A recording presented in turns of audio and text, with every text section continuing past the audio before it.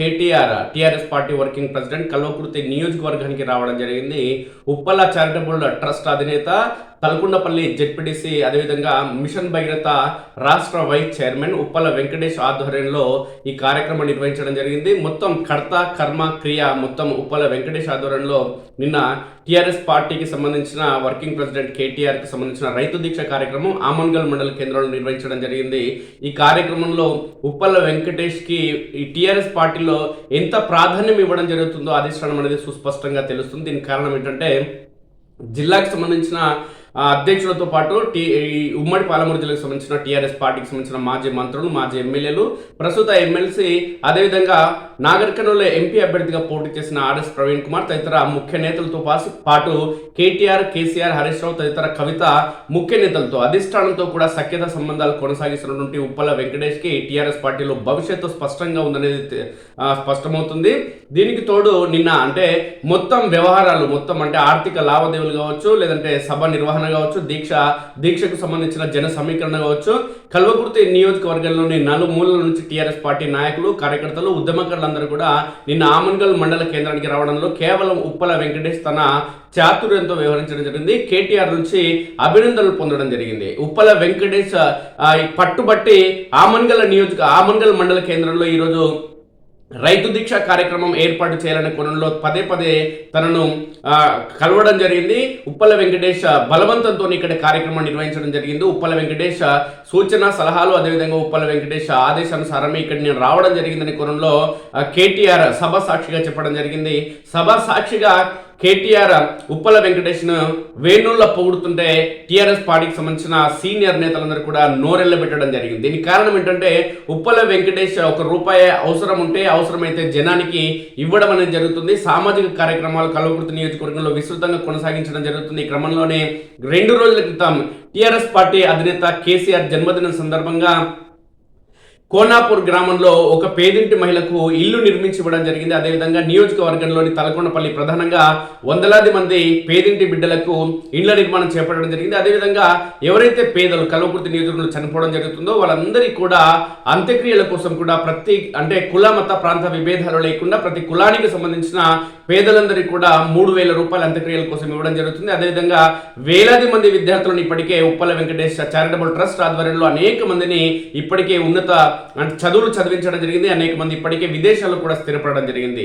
అదేవిధంగా గ్రామీణ ప్రాంతం, పల్లెలు అనే తేడా లేకుండా కల్వకుర్తి నియోజకవర్గ వ్యాప్తంగా ఉప్పల వెంకటేష్ ఇద్దరు కొడుకులు, అదేవిధంగా 2 కోడలు కూడా డాక్టర్లు అయిన క్రమం తప్పకుండా వైద్య శిబిరాలు గ్రామాల్లో నిర్వహించి కల్వకుర్తి నియోజకవర్గ వ్యాప్తంగా వైద్య సేవలు అందించడం జరుగుతుంది. అదేవిధంగా తలకొండపల్లి మండల పరిధిలో ఒక ప్రత్యేకంగా ఉప్పల చారిటబుల్ ట్రస్ట్ ఆధ్వర్యంలో త్వరలోనే ఒక ఆసుపత్రిని నిర్మించనున్నారు. అంటే మొత్తానికి నియోజకవర్గ ప్రజలకి సంపూర్ణ సమయం కేటాయించడం జరుగుతుంది. డబ్బుని కూడా భారీ మొత్తంలో ఈ ప్రాంత ప్రజల అభివృద్ధి కోసం కావచ్చు, ఈ ప్రాంత ప్రజల మౌలిక సదుపాయాలు కల్పించేది కావచ్చు, సమస్యల పరిష్కారం కోసం ఉప్పల చారిటబుల్ ట్రస్ట్ అధినేత ఉప్పల వెంకటేష్ భారీగా డబ్బు ఖర్చు చేయడం జరుగుతుందనేది సుస్పష్టం. ఇవన్నిటిని గమనించినటువంటి టీఆర్ఎస్ పార్టీ అధిష్టానం పూర్తిగా ఉప్పల వెంకటేష్ కి ఖచ్చితంగా వచ్చే ఎన్నికల అవకాశం కల్పించే దిశగా అడుగులు వేస్తుంది, పావులు కదుపుతుంది. ఈ క్రమంలోనే రైతు దీక్ష కార్యక్రమం టోటల్ గా అంటే మొత్తం కర్త కర్మ క్రియ మొత్తం ఉప్పల వెంకటేష్ ఆధ్వర్యంలో జరిగింది. మొత్తం అక్కడ ఏర్పాటు చేసిన ఫ్లెక్సీలు కావచ్చు, కార్యక్రమాలు కావచ్చు, మొత్తం ఉప్పల వెంకటేష్ ని ఈరోజు కేటీఆర్ నిన్న అభినందించడం జరిగింది ప్రత్యేకంగా. దీనికి సంబంధించి ఉమ్మడి పాలమూరు జిల్లాకు సంబంధించిన మాజీ ప్రజాప్రతినిధులు, మాజీ ఎంపీలందరూ కూడా ఉప్పల వెంకటేష్ కార్యక్రమం దిగ్విజయంగా నిర్వహించడం జరిగిన నేపథ్యంలో ఉప్పల వెంకటేష్కి అభినందనలు లభించడం జరిగింది. దీనికి సంబంధించి నిన్న కేటీఆర్ అనేక వ్యాఖ్యలు చేయడం జరిగింది ముఖ్యమంత్రి రేవంత్ రెడ్డి పైన. కల్వకుర్తి రెవెన్యూ డివిజన్ ప్రాంతానికి సంబంధించిన ముఖ్యమంత్రి రేవంత్ రెడ్డి, అదేవిధంగా అత్తగారిల్లు కూడా కల్వకుర్తి నియోజకవర్గానికి సంబంధించి ఉన్నది కాబట్టి కల్వకుర్తి నియోజకవర్గం పుట్టి పెరిగినటువంటి ప్రాంతానికి, అత్తగారిల్లినటువంటి ప్రాంతానికి రేవంత్ రెడ్డి ముఖ్యమంత్రి అయినా ఏం చేయలేదు అనే కోణంలో అనేక విమర్శలు చేయడం జరిగింది. అదేవిధంగా రైతు బంధు కావచ్చు, రైతు బీమా కావచ్చు, దళిత బంధు కావచ్చు, బీసీ బంధు, మైనార్టీ బంధు, అదేవిధంగా అనేక కార్యక్రమాలు చేసినటువంటి టీఆర్ఎస్ పార్టీ చేస్తే కాంగ్రెస్ పార్టీకి సంబంధించిన రేవంత్ రెడ్డి ప్రాంతానికి చేసింది ఏమీ లేదనే కోణంలో నిన్న కేటీఆర్ మాట్లాడడం జరిగింది. ఒకసారి కార్యక్రమాన్ని ఈరోజు ఇక్కడ ఏర్పాటు చేయాలి అని పట్టుబట్టి మమ్మల్ని ఇక్కడికి రప్పించిన తలకొండపల్లి మాజీ జెడ్పీటీసీ, మిషన్ భగీరథ మాజీ వైస్ చైర్మన్ సోదరుడు ఉప్పల వెంకటేష్ గుప్తా గారు. ఎందుకు వచ్చిన మామూలుగా అంటే ఒకటే ఒక కారణంతో వచ్చిన. పోయిన వారం అన్న కుసోయను ఇక్కడ కుసో. పోయిన వారం రేవంత్ రెడ్డి నియోజకవర్గం కొడంగల్ పోయినాం. ఆడ పోయినాక అనిపించింది మరి రేవంత్ రెడ్డి ఏమో కొడంగల్కు వలస పోయాడు. నిజానికి రేవంత్ రెడ్డి ఊరు మీ కల్వకుర్తి తాలూకాలనే ఉంటుంది, తెలుసా మీకు? ఈయనే అని ఉంటుంది దగ్గరలే. అంటే తాలూకా అయితే కల్వకుర్తే కదా. మరి ఎట్లా అయిపోయిందంటే పరిస్థితి, రేవంత్ రెడ్డి మావోడు కాదంటే మావోడు కాదంటారు. అట్లా అయిపోయింది కథ. మాది కాదు చెప్పేటట్టు మీ మీద రుద్దుతూ చెప్తాం మేము. అయితే నేనేమనుకున్నా అంటే కొడంగల్ పోయినాం, మరి కొడంగల్లోనేమో ఎవరికి న్యాయం చేయలేదు, అక్కడ రుణమాఫీ కాలేదు, రైతు బంధు టకీ మనడు టకీ లేదు ఏది లేదు, తులం బంగారం రాలేదు, ఆడబిడ్డలకు 2500 రాలేదు. అదే విధంగా ఏ ఒక్క 420 హామీలు ఇచ్చి దొంగ మాటలు చెప్పి నంగనాచి మాటలు చెప్పి గెలిచిండో ఒకటంటే ఒక్క పని సొంత నియోజకవర్గంలో చేయలేదు. మరి సొంత తాలూకా ఎక్కడైతే పుట్టి పెరిగిండో ఏ కల్వకుర్తి తాలూకాలో అయితే పిల్లలు చేసుకున్నాడో అత్తగారి కూడా ఇక్కడనేనట. మరి కనీసం అత్తగారి ఊళ్ళకి ఏమైనా చేసిండా, సొంత ఊరికి ఏమైనా చేసిండా అని చెప్పి అనుమానంతో ఇక్కడికి వచ్చినా. మీరు నాకు సమాధానం చెప్పాలి. నేను ప్రశ్న అడుగుతా, దయచేసి సమాధానం చెప్పాలి. రేవంత్ రెడ్డి గారు పిసిసి అధ్యక్షుడు ఉన్నప్పుడు ఎన్నికలకు ముందు ఒక మాట చెప్పిండు, మీరు 2 లక్షల రుణమాఫీ తీసుకోండి, వస్తున్నా 2 లక్షల లోన్ తెచ్చుకోండి. కేసీఆర్ ₹1,00,000 రుణమాఫీ చేసిండు. అట్లా అయిన వాళ్ళు రైతులు కూడా అర్జెంటుగా బ్యాంకు కొడుకుని నేను వస్తున్నా, రాగానే ఎంబడే డిసెంబర్ 9 నాడు సంతకం పెడతా, 2 లక్షల రుణం మాఫీ చేస్తా అని చెప్పిండు. ఇక్కడ ఒక్కసారి రుణమాఫీ అయిన వాళ్ళందరూ శైలి ఆటాల. అరే కొంతమంది కన్నా అయింది కాలేదా? కానోళ్ళందరూ శైలి ఆటాల గట్టిగా. 10 ఏళ్ళు మీరు ఎవరి దగ్గరకు పోయి అప్పులు అడిగే పరిస్థితి లేకుండే. మీకు కాలం అయిందంటే నాట్లేసే టైం వచ్చిందంటే బ్రహ్మాండంగా టింగుమని రైతు బంధు పడుతుండే. ఇక కేసీఆర్ టింగుమని రైతు బంధు వేసిండు కదా, నేను కూడా మళ్ళా టింగు అంటే బాగుండదని రేవంత్ రెడ్డి కొత్త పదం పట్టుకున్నాడు, టకీమని పడుతుంది అన్నాడు. ఇవాళ నేను అందుకే అడుగుతున్నాను, టకీ లేదు టుకీ లేదు, ఏది దిక్కు లేదు. ఇప్పటికి మొత్తం తిరిగి నేను కూడా తెలుసుకుంటున్నా. నేను ఎంత వదిలిపెట్టకున్నాను, దండం పెడతాను, ఆగురా బయట దండం పెడతాను.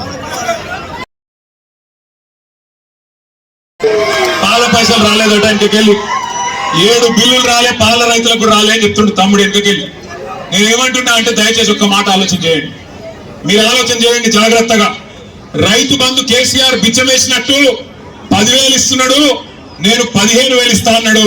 ఇప్పటిదాకా బంధు వేయలే. రైతు రుణమాఫీ నేను గద్దెకి జన్మదినం అన్నాడు.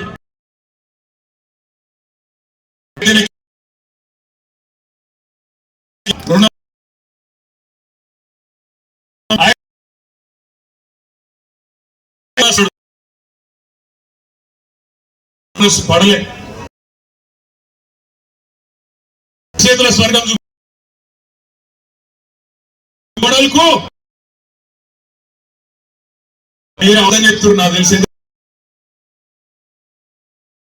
ఈ చెవుల జోడిగలు మీరెక్కడికి రాదు. ఎందుకంటే రేవంత్ రెడ్డి రాష్ట్రం అంతా ఇచ్చిపోయినా అత్తగారి ఇల్లు ఉంది కదా, లేకపోతే ఇంట్లో భార్య కూడా భూమి పెట్టదు. మీకైతే ఇచ్చింటాడు. ఇచ్చిందా? 2,500 పడ్డాయా? టకీ లేదా? మరి ఎట్లా అయిపోయా? మరి అత్తగారులకు కూడా ఎవడ నల్లుడు ఇవ్వాలి కదా. ఆడ ఏం చెప్పిండు? ముసలోళ్ళకు 4,000, నేను ఇద్దరికి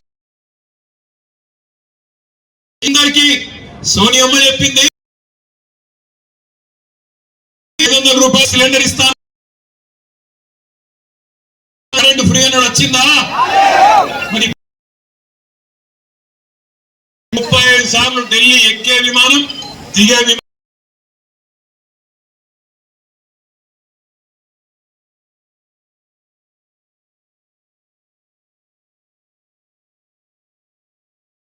లంగా నమ్మకుర్రు అని చెప్పి మీరేమో నమ్మే అయితే గుద్దిర్రు కల్వకుర్తిలో చేపాలేదు అడ్డం పడ్డాడు ఆయన ఎవరో గెలిచి మరి ఇప్పుడేమో తర్వాత లభోదీపో అంటే లాభం ఏమున్నది ఇప్పుడు అనుకొని బాధపడితే మరి నేను హైదరాబాద్ లో పోతున్నా హైదరాబాద్ లో సిగ్నల్ పడుడు పాపం ఉన్నది సిగ్నల్ పడితే పక్కకు ఆటోనో బండో ఏదో ఒకటి వస్తుంది వాళ్ళు మనం చూడగానే అన్నా బాగున్నావు అంటారు బాగానే ఉన్నా ఏం సంగతి తమ్మి అంటే ఆటో డ్రైవర్ ఆయన పేరు महमूद अंटू क्या हाल है महमूद भाई अंटे क्या हाल है सब पूरा बर्बाद है कुछ नहीं हो रहा हमें पर क्या करना हमें क्या करना कुछ भी नहीं कर सकते क्या हमें अब महमूद भाई एक वोट का सजा 5 साल है ना ఒక్క ఓటు మరి శిక్ష 5 ఏళ్ళు ఉంటది కదా ఏం చేయాలి నేను అంటే మహమూద్ భాయ్ ఏమంటుండే నాతోని సాబ్ कोई तरकीब नहीं है क्या అంటుండు అంటే ఏమైనా ఉపాయం లేదా సార్ అంటుండు ఏమైనా ఉపాయం లేదా ఈ ఇంటికి పంపేది అంటుండు నేను మిమ్మల్ని అందరినీ కరెక్ట్ అని నేను చెప్పేది మీరు కూడా గదే అనుకుంటున్నారా వేరేమని అనుకుంటున్నారు ఒక్కసారి కేసీఆర్ ఉన్నప్పుడు బాగున్నాయి అంటే చేయలే ఉంటుంది పక్కా ముచ్చట్నా ఇది కూడా మళ్ళీ ఎలక్షన్ ముందు ముచ్చట్నా పక్కానా ఈసారి అర్థమైందా మొత్తం కాంగ్రెస్ మోసం రేవంత్ రెడ్డి మోసం అందరికి అర్థమైందా అత్తగారు ఊళ్ళకి కూడా అర్థమైందా ఆఖరికి మంచిగా ఉన్నది కథ నేను మీ అందరినీ ప్రార్థించేది ఒకటే ముఖ్యంగా రైతు బిడ్డల్ని ఇవాళ ప్రపంచానికి అన్నం పెట్టే అన్నదాత రైతుకు కులం ఉండదు రైతుకు మతం ఉండదు వాళ్ళందరూ ఉంటారు రెడ్డిలు ఉంటారు కొమటోళ్ళు ఉంటారు బాపనోళ్ళు ఉంటారు ఎల్మోళ్ళు ఉంటారు అందరూ బీసీలు ఉంటారు ఎస్సీలు ఉంటారు ఎస్టీలు ఉంటారు మైనారిటీలు ఉంటారు అన్ని వర్గాలలో రైతులు ఉంటారు 70 లక్షల మంది రైతులను కేసీఆర్ గారు కడుపులో పెట్టుకొని 10 ఏళ్ళు చూసుకున్నాడు ఎవరు మీరు అడగలే దండం పెట్టలే దరఖాస్తు పెట్టలే ఎలక్షన్లలో ఓట్ల కోసం కేసీఆర్ గారు మాట ఇవ్వకపోయినా మీకు 1 కాదు 2 కాదు 12 కాలాలు 12 సీజన్లలో 1 2 కాదు 73,000 కోట్ల రూపాయలు రైతుల ఖాతాల్లో వేసిన మొట్టమొదటి ముఖ్యమంత్రి భారతదేశంలో రైతు బంధు మన నాయకుడు కేసీఆర్ ఒక రైతు చచ్చిపోతే ఆ రైతు కుటుంబం రోడ్డు మీద పడద్దు ఆగం కావద్దు అని ఆలోచించి బువ్వ పెట్టే రైతు కుటుంబం ఆగం కావద్దని ఆలోచన చేసి రైతు చచ్చిపోతే మొట్టమొదటిసారి స్వతంత్ర భారతదేశంలో 5 లక్షల రైతు బీమా ప్రవేశపెట్టిన నాయకుడు కేసీఆర్ అదే విధంగా ఒక ఆడబిడ్డ లగ్గం చేసుకుంటే ఆ ఆడబిడ్డ లగ్గానికి మేనమామలు కూడా ఇవ్వాలని సాయం చేస్తలేరు అట్లాంటిది కేసీఆర్ గారు 1,00,000 రూపాయలు కళ్యాణ లక్ష్మి పేరుతో షాదీ ముబారక్ పేరుతో మీకు ఆనాడు కానుకగా అందించింది ఇట్లా 1 కాదు 2 కాదు 200 రూపాయలు ఉన్న పెన్షన్ కేసీఆర్ గారు 10 రెట్లు పెంచి 2,000 రూపాయలు చేసింది కానీ ఇవన్నీ చూసి బర్దాష్ కాక నంగనాచి మాటలు చెప్పి దొంగ మాటలు మోసపు మాటలు చెప్పి ఎట్లనన్నా ప్రజలను మోసం చేసి అధికారంలోకి రావాలని చెప్పి అరిచేతుల స్వర్గం చూపెట్టి ఆ మొండి చేయవాళ్ళు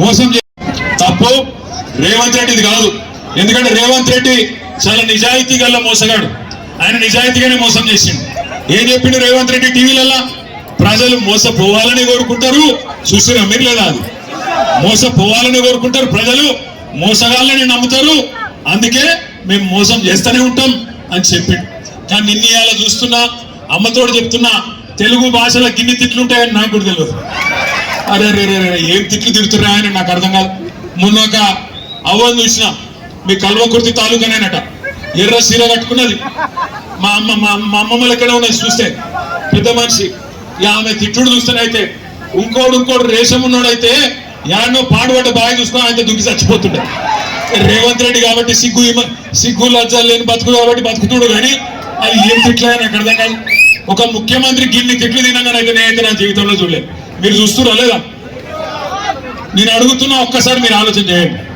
ఎవరిని మోసం చేయలేదు రేవంత్ రెడ్డి ఇప్పటికీ కులగణన అన్నాడు 42% రిజర్వేషన్ అన్నాడు బీసీలను మోసం చేసిండు రైతులకు రుణమాఫీ అన్నాడు 10,000 కాదు 15,000 అన్నాడు వాళ్ళని మోసం చేసిండు రైతు కూలీలు 12,000 ఇస్తా అన్నాడు మరి అలా వాళ్ళకు మోసం చేసిండు ఆడబిడ్డలు 25,000 ఇస్తా అన్నాడు మిమ్మల్ని మోసం చేసిండు పెళ్లి కాని అమ్మాయిలు స్కూటీలు ఇస్తా అన్నాడు తులం బంగారం అన్నాడు లగ్గం చేసుకుంటే వాళ్ళని మోసం చేసిండు ఆఖరికి ఈ రోజు ఎట్లా అయిపోయింది పరిస్థితి అంటే ఈ రాష్ట్రంలో ఒక దిక్కు ఆటో డ్రైవర్ల ఆత్మహత్యలు ఇంకో దిక్కు చేనేత కార్మికుల ఆత్మహత్యలు ఇంకో దిక్కు రైతులు ఇప్పటి వరకు ఈ 420 రోజుల 420 పాలనలో 430 మంది రైతులు ఇప్పటికే ఆత్మహత్య చేసుకున్న ఒక దుర్మార్గమైన పరిస్థితి కాంగ్రెస్ పాలనలో ఉన్నది. అది మాత్రమే కాదు, ఇప్పుడు మా సోదరులు ఆర్ఎస్ ప్రవీణ్ కుమార్ గారు చెప్పినట్టు మన పిల్లలు బాగుండాలి, వాళ్ళు బాగా చదువుకోవాలి, విదేశాలకు పోవాలి, ప్రపంచంతో పోటీ పడే బిడ్డలుగా తయారు కావాలని చెప్పి మన నాయకుడు కేసీఆర్ గారు కొత్తగా తెచ్చుకున్న తెలంగాణలో 1022 గురుకుల పాఠశాలలు పెట్టి ఒక్కొక్క పిల్లోడి మీద 1,20,000 రూపాయల సంవత్సరానికి ఖర్చు పెట్టి వాళ్ళను ఐఐటీలు, ఐఐఎంలు, ఎన్ఐటీలు, నీటులు గత పెద్ద పరీక్షలలో పాస్ అయ్యేటట్టు వాళ్ళ కోసం ఎస్సీ, ఎస్టీ, బీసీ, మైనారిటీల కోసం గురుకుల పాఠశాలలు పెడితే ఈ సన్యాసికి అవి కూడా నడిపిస్తలేదు. ఇప్పటికి 56 మంది పిల్లలు, 56 మంది బంగారు లాంటి పిల్లలు ఇలా ఆత్మహత్య చేసుకునే పరిస్థితి గురుకుల పాఠశాలల్లో దాపురించింది. అంటే ఎంత దరిద్రంగా ఎకరం బావు అని చెప్పి మళ్ళా కటింగ్లు పెట్టుకుంటా మళ్ళా నాటకాలు ఆడుతూ ఉన్నాడు. మీరు ఒక్క విషయం గుర్తుపెట్టుకోండి, కాంగ్రెస్ పార్టీ, కాంగ్రెస్ ప్రభుత్వం రైతులకు కాంగ్రెస్ పార్టీ, కాంగ్రెస్ ప్రభుత్వం ఇలా రైతులకు బాకీ పడ్డది రూపాయలు 2 రూపాయలు కాదు. ఆనాడు యాసంగి 2023లో 2,500 ఎకరానికి బాకీ ఉన్నాడు. ఆ తర్వాత వానాకాలం రైతు బంధు 7,500 బాకీ ఉన్నాడు. మళ్ళా ఇప్పుడు ఈ యాసంగి పంటకు మళ్ళీ ఒక 2,500.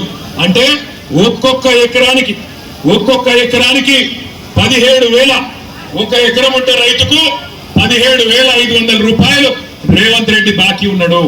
దప్పన మీకు 2 ఎకరాలు ఉంటే 35,000 బాకీ ఉన్నాడు.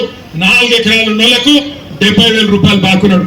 మళ్ళీ వస్తారు మీ కాడికి కాంగ్రెస్ వాళ్ళు, అవ్వ అంటారు, అయ్య అంటారు, అమ్మ అంటారు, అక్క అంటారు, చెల్లె అంటారు, వదిన అంటారు, కోడలు అంటారు, వరుసలు కలుపుతారు, తమ్మి అంటారు, బామ్మర్ది అంటారు, వరుసలు కలుపుతారు. మళ్ళా మాకే గుద్దుర్రి, మళ్ళా రేవంత్ రెడ్డి ఉన్నాడు, మీకు ఇది చేస్తాం, అది చేస్తాం, అల్లం బెల్లం, ఇందులో మా పథకం అంటారు, ఇది అంటారు, అది అంటారు, మళ్ళా అరిచేతుల స్వర్గం మళ్ళా చూపెడతారు.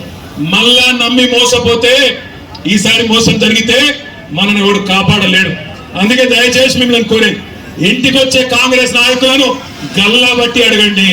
ఏమాయి కొడుక కేసీఆర్ ఉన్నప్పుడు 10,000 ఇచ్చినప్పుడు బాగుండే, మీ వాడు 15,000 అన్నాడు కదా, ఏడవైంది 15,000 అని అడగాలి. అదే విధంగా ఆడబిడ్డలు ఖచ్చితంగా అడగాలి. ఏమాయి కొడుక 2,500 100 రోజుల్లో ఇస్తా అంటివి, మరి 35,000 రూపాయలు బాకీ ఉన్నావు, ఇస్తావా ఇయ్యవా, ఇస్తేనే ఓటేస్తా లేకపోతే దుబ్బే అనాలి. అట్లే మా తమ్ముళ్ళు ఎక్కడ వాళ్ళు అక్కడ అడగాలి. ఏమైనా స్కూటీలు మా చెల్లెళ్ళు అడగాలి, ఏమైనా స్కూటీలు లేవు కానీ లూటీ మాత్రం బ్రహ్మాండంగా నడుస్తున్నది. మంచిగా బ్రహ్మాండంగా ఆడ మహేశ్వరం కాడ, రింగ్ రోడ్ కాడ, తుక్కుగూడ కాడ మొదలు పెడితే ఇక్కడ దాకా రేవంత్ రెడ్డి ఆయన అన్నదమ్ములు ఏం చేస్తాను ఎరికైనా నీకు దండం చేసుకోవచ్చు. మీ అందరితో నేను కోరేది ఒకటే, ఇంకా ఎలక్షన్లు చాలా దూరం ఉన్నాయి, దానికి ఇప్పుడేం తొందర లేదు. కానీ మనం ఎప్పటికప్పుడు జాగ్రత్తగా ఉండకపోతే, ఎప్పటికప్పుడు చైతన్యవంతంగా ఉండకపోతే మోసం జరుగుతుంది. నేను రైతన్నలందరికీ కూడా విజ్ఞప్తి చేస్తా ఉన్నా, చూస్తుంటే బాధ అనిపిస్తా ఉన్నది. నిన్న చూసిన నేను ఒక రైతు ఇక్కడనే నాగర్ కర్నూలు జిల్లాలో రుణమాఫీ గాక బ్యాంకు ముంగటికి పోయి నాగర్ కర్నూలు తాలూకాలో చందు అనే రైతు ఆయన బండిని తీసేవి ఆ బ్యాంకు ముంగట్టే కాలబెట్టి నిరసన చెప్పిండు. మొన్న ఒక నెల రోజుల కిందట ఆదిలాబాద్ లో జాదవ్ రావు అనే రైతు బ్యాంకు పోయిండు, తిరిగి బేజారయ్యి ఆఖరికి బ్యాంకులోనే ఎంట్రీ తాగి ఆత్మహత్య చేసుకున్నాడు. మేడ్చల్లో ఒక రైతు సురేందర్ రెడ్డి ఆయన పోయి వ్యవసాయ శాఖ కార్యాలయంలోనే, వ్యవసాయ శాఖ ఆఫీసులనే తిరిగి బేజారయ్యి రుణమాఫీ కాదు, రైతు బంధు రాదు, ఈ దరిద్రంతో ఈ దరిద్రపు పాలనలో ఏది కాదు అని చెప్పి అక్కడనే సురేందర్ రెడ్డి కూడా ఆత్మహత్య చేసుకున్నాడు.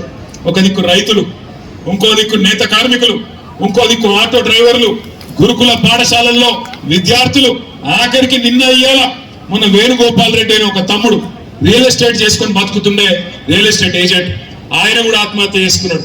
అట్లే నిన్న ఇంకో తమ్ముడు మహేశ్వరం నియోజకవర్గం దగ్గర అనుకుంటా ఆయన ఆత్మహత్య చేసుకున్నాడు. ఇవాళ ఈ దరిద్రపు పరిపాలనలో ఏ ఒక్క వర్గం కూడా సంతోషంగా లేదు. రేవంత్ రెడ్డి గారు ఇప్పటి వరకు మోసం చేయని వర్గం అంటూ ఏది లేదు. నేను మీ అందరినీ ప్రార్థించేది ఒకటి, దయచేసి మళ్ళీ మోసపోవద్దు. 15,000 చెప్పిండా లేదా రైతు బంధు? ఇప్పుడు మళ్ళీ 12,000 దానిలో కూడా కటింగ్ పెడతా ఉన్నాడు. మీరు యాద పెట్టుకోండి, రేవంత్ రెడ్డి ప్రభుత్వం వచ్చినాక ఇప్పటి వరకు రూపాయి కూడా రైతు బంధు వేయలేదు. ఆనాడు ఎన్నికలప్పుడు కేసీఆర్ గారు ఎన్నికల ముందు 7,600 కోట్ల రూపాయలు యాసంగి పంట కోసం రెడీ చేసి పెడితే ఇదే రేవంత్ రెడ్డి ఇదే కాంగ్రెస్ వాళ్ళు ఎలక్షన్ కమిషన్ కాడికి పోయి ఉత్తరం ఇచ్చి ఆ రోజు ఆపేసిన పైసలు దాదాపుగా 6 నెలల తర్వాత పార్లమెంట్ లో మన ఆర్ఎస్ ప్రవీణ్ గారు పోటీ చేస్తున్నప్పుడు ఓట్ల కోసం ఆనాడు పార్లమెంట్ అప్పుడు గవే పైసలు గవే కేసీఆర్ గారు కూడబెట్టిన పైసలు ఆ రోజు రైతు బంధు మళ్ళేసిండు. తర్వాత వానకాలం ఎగ్గొట్టిండు. మళ్ళా ఇప్పుడు యాసంగి పంటకు మళ్ళా మొండి చేయి చూపెడుతున్నాడు. మళ్ళా కేవలం సర్పంచ్ ఎలక్షన్లు, జెడ్పీటీ సెలక్షన్లు, ఎంపీటీ సెలక్షన్లు. దండం పెడితే ఆగే అరే దండం పెడితే ఆగరా పోయి అయితే ఏం చేస్తారు ఎరికైనా 4th సిటీ అట, ఫ్యూచర్ సిటీ అట, ఏఐ సిటీ అట. ఆడికే చిందాక ఒకటే డ్రామా చేస్తున్నాడు. డ్రామా ఏంటి అంటే ఆడికే లీడికి ఎల్దండ కాడ రేవంత్ రెడ్డి కుటుంబానికి ఎలక్షన్లకు ముందే 500 ఎకరాలు ఉండే.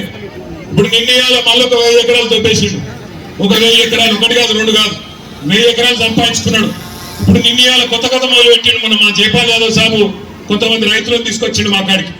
ఏంటన్నా అంటే కొత్తగా వాళ్ళ అత్తగారు ఊరికట పెద్ద రోడ్ వేసుకుంటున్నాడు. అత్తగారు ఎందుకో నేను అడిగింది, ఎందుకేమున్నదన్నా 1000-1200 ఎకరాలు తీసుకున్నాడు. అక్కడ భూముల రేట్లు పెంచుకునేందుకు కథలు పడుతున్నాడు రేవంత్ రెడ్డి అని చెప్పాడు. కరెక్టే అని చెప్పేది. కేవలం స్వార్థం తప్ప ఆయనకు వేరే విషయం తెలియదు. రియల్ ఎస్టేట్ తప్ప స్టేట్ గురించి ఫిగర్ లేదు. రియల్ ఎస్టేట్ కూడా వేరే వాళ్ళకి లాభం అయితే కూడా ఆయనకే లాభం కావాలి. ఆయన కడుపే నిండాలి. ఎవరి భూములున్నా మనమే కొట్టేయాలి తప్ప ఇంకోళ్ళకి ఇచ్చే బాపత్ కాదు. గసంటి రేవంత్ రెడ్డిని పొరపాట్లు కూడా నమ్మకండి. వెనుకకెళ్ళి మా తమ్ముడు చెప్తున్నాడు సర్పంచ్ గారు, అన్న సర్పంచుల బిల్లులు ఒక్కసారి ఆలోచన చేయండి. సర్పంచులు పాపం కేసీఆర్ గారు ఉన్నప్పుడు పాపం వాళ్ళు 1-2 కాదు, ఇలా ఏ ఊరికి పోయినా వైకుంఠ ధామాలు, డంపింగ్ యార్డులు, శ్మశాన వాటికలు, పల్లె ప్రకృతి వనాలు అన్ని కూడా కట్టిండ్రు. చాలా చోట్ల ఈజీఎస్ లో కూడా బిల్డింగ్లు కట్టిండ్రు. నల్లాలు కూడా వాళ్ళే పెట్టించారు. ఇలా వాళ్ళని కూడా కోసం ఉంచుకుంటున్నాడు. సెక్రటేరియట్ చుట్టూ తిప్పించుకుంటా ఉన్నాడు. తిప్పి కొడితే 600 కోట్ల రూపాయలు ఇస్తే అయిపోతుంది. ఒక్కసారి ఆలోచన చేయండి. వాళ్ళకు పైసలు ఇవ్వడు. పాడి రైతులు ఎవరైతే పాల రైతులు ఉంటారో వాళ్ళకు కూడా ఇప్పటి వరకు పైసలు లేవు. ఏం చెప్పిండు ఆ రోజు యాద్ చేసుకోండి ఒకసారి. మొదటి సంతకం అన్నాడు రుణమాఫీ. ఏమైందయ్యా అని అడిగితే ఏం చేసిండు తెలుసా? ఒక్కసారికి రుణమాఫీ కథ చెప్పి నేను బంద్ చేస్తాను. వెనకటికి రేవంత్ రెడ్డి సుడ్డు కూడా ఉండే. వాడు చిన్నప్పటి నుంచే మీ కలవృత్తిలో ఎరిగినట్టు ఆయన ఇక్కడ ఈ తాలూకాలని. ఆయన చిన్నప్పటి నుంచి చదువు రాలేదు. అన్ని చెడు తిరుగులు చిన్నప్పటి నుంచి అలవాటాయి. జరదా బుక్కుడు, గుట్కా తినుడు, మందు కొట్టుడు, అన్ని దిక్కుమాల అలవాట్లన్నీ చిన్నప్పటి నుంచే అయినాయి. అట్లే పెరిగి 16-17 ఏళ్ళకి వచ్చిన పిల్లగాడు. వచ్చినాక ఒక రోజు బాగా తాగి ఇంకింత తాగాలనిపించి ఆయన వాళ్ళ నాయన జేబులోకి వెళ్ళి పైసలు కొట్టేవాడు. వాళ్ళ అమ్మ చూసింది, పట్టుకొని ఆయన దెబ్బలు గుద్దితో వాడు తాగిన మత్తులో హోస్లో లేడు. ఆయన రోకల్ బండ తీసుకొని అమ్మని కొట్టిండు. అమ్మ చచ్చిపోయింది. నాయనకి వచ్చిండు. నాయనని కూడా రోకల్ బండతో మళ్ళీ అట్లే కొట్టిండు. నాయన కూడా అక్కడనే చచ్చిపోతూ పోలీసు వాళ్ళు ఊరుకోరు కదా, చంపేస్తే ఆయనతో తీసుకుపోయి జైల్లో పెట్టిండు. ఇక జైల్లో పెట్టినాక శిక్ష వేయాలి కదా. శిక్ష వేయాలన్నప్పుడు ఆయన జడ్జి గారి ముంగటికి ఆయన తీసుకున్న పిల్లగాని జడ్జి గారి ముంగట పెట్టిండు. ఆ జడ్జి గారు జర మంచి మనిషి, మెత్తటి మనిషి, మన వెంకటేష్ గుప్తా లెక్క, మన జైపాల్ యాదవ్ లెక్క కొంచెం చల్లటి మనిషి. ఆ జడ్జి గారు చూసినాడు కిందికి వెళ్ళి మీద దగ్గర చూసి, అరే నేను జీవితంలో చాలా మంది లత్కూరగాళ్ళని చూసిన, చాలా మంది లుచ్చగాళ్ళని చూసిన, చాలా మంది దొంగలను చూసిన, కానీ నీ ఎంత గలీజ్గానే అయితే చూడలేదు రాబాయ్. ఆఖరికి నా కర్మ బాగాలేక రేవంత్ రెడ్డిని కూడా చూసిన, కానీ నీ సొంతం అయితే చూడలేదురా. నేను సొంత తల్లిదండ్రిని చంపినావు, నీకేం శిక్ష చేయాలో నువ్వే చెప్పురా అన్నాడు. అప్పటిదాకా చాలా రుబాబు నిలబడ్డాడు ఆ పోరాడు. కానీ జడ్జి గారు అడగగానే 2 చేతులు కట్టుకొని, అయ్యా నేను తల్లిదండ్రులు లేని అనాథని సార్, నన్ను ఇడిచిపెట్టి సార్ అన్నాడు. అలా రేవంత్ రెడ్డి కథ కూడా కట్టలే ఉంది. నిన్న మొన్నటి దాకానేమో మీకు చెప్పే రుణమాఫీ చేస్తా, మొదటి సంతకం పెడతా అన్నాడు. సెక్రటేరియట్ వేయండి. ఏమంటాడు ఆడపోయి, ఇక్కడ లంక బిందెలు లేవు, లంక బిందెలు ఉంటాయని వచ్చిన